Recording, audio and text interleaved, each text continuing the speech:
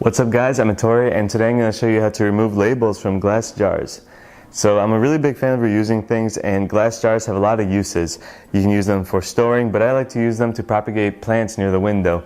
The only down part is that the label can be really tricky to remove. If you try to rip it, it leaves behind this paper residue. So today I'm going to show you a tip to make it a lot easier. For this project, all you'll need is a clean jar, some hot water, a container for your water, and perhaps a little dish soap if you want. And that's it. Let's just jump right into it. So we're going to start off by pouring our hot water into our glass jar. For this step, the hotter the better, but be careful because you can burn yourself.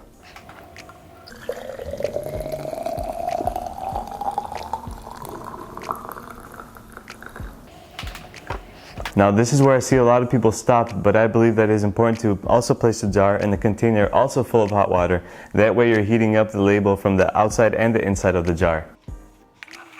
So we're going to place our jar inside a container, and then we're going to fill the surrounding with more hot water.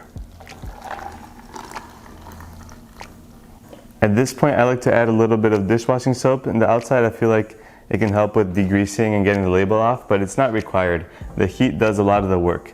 And what's happening here is that the heat actually kind of melts the adhesive and makes it a lot easier to work with once you remove it.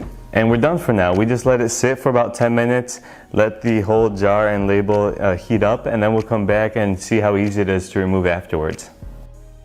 Okay, so now that our jar has been sitting for about 10 to 15 minutes, it's time to try and see if it worked and if we can remove the label. Oh, as you can see, the label is slipping right off right now. And there we go. We have no residue, no nothing. And we can just go ahead and pour our water back. And there we go.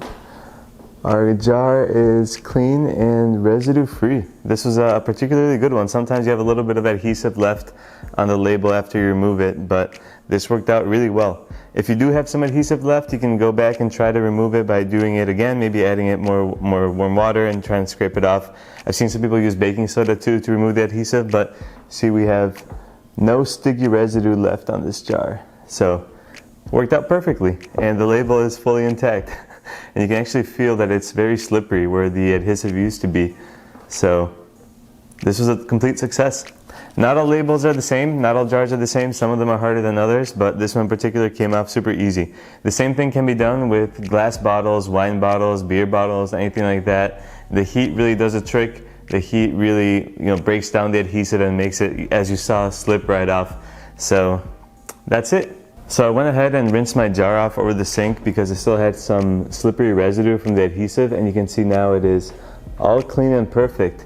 And it is ready to be reused for something else. I like using these glass jars for storing things. I have one with sugar here, or using it, as I mentioned earlier, to propagate some plants. I like leaving this near the window.